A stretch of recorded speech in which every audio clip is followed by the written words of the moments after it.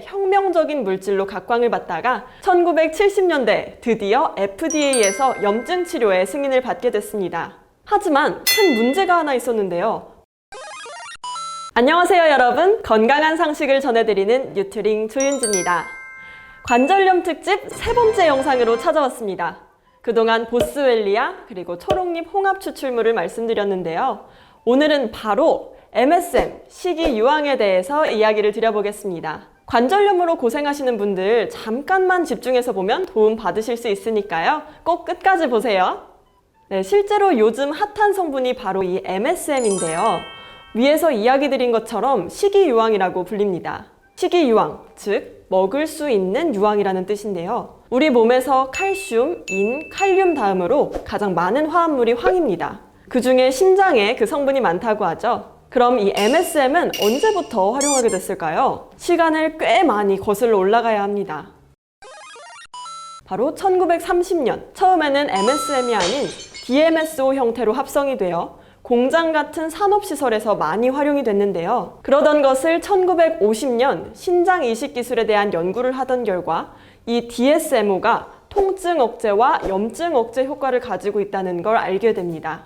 그렇게 1950년, 60년대에 혁명적인 물질로 각광을 받다가 1970년대 드디어 FDA에서 염증 치료의 승인을 받게 됐습니다. 하지만 큰 문제가 하나 있었는데요. 바로 악취였습니다. 이 DMSO는 생선과 해산물로부터 얻을 수가 있었는데 장기간 사용하면 악취가 너무 심했던 거죠. 그래서 사용을 하던 사람들도 이용을 중단하는 사태까지 나타나게 됐습니다. 1980년 드디어 DMSO를 대체할 수 있는 MSM이 등장하게 됐습니다. 자, 그럼 이 만병통치약이라 불리는 MSM은 어떤 효능을 가지고 있을까요? 수많은 효능 중 4가지만 꼽아봤습니다. 항염, 진통, 해독, 그리고 피부 개선. 먼저 항염부터 얘기해 볼게요. 식이유황은 염증을 유발하는 물질을 억제하는 작용을 하는 걸로 알려져 있는데요. 특히 염증성 사이토카인을 감소시켜서 염증을 감소시켜줍니다. 두 번째, 진통 효과입니다. 우리 몸에는 통증이나 온도 감각을 전달하는 C파이버라는 신경섬유가 있는데요.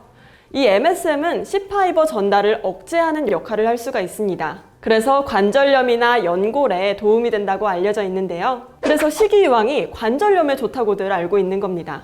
다음 세 번째는 면역과 해독에 도움을 줍니다. 이 MSM은 글루타치오라는 성분을 합성하는 데 도움을 주는데요. 이 성분이 우리 몸에서 해독과 면역을 담당하는 간을 보호해주는 역할을 하게 됩니다.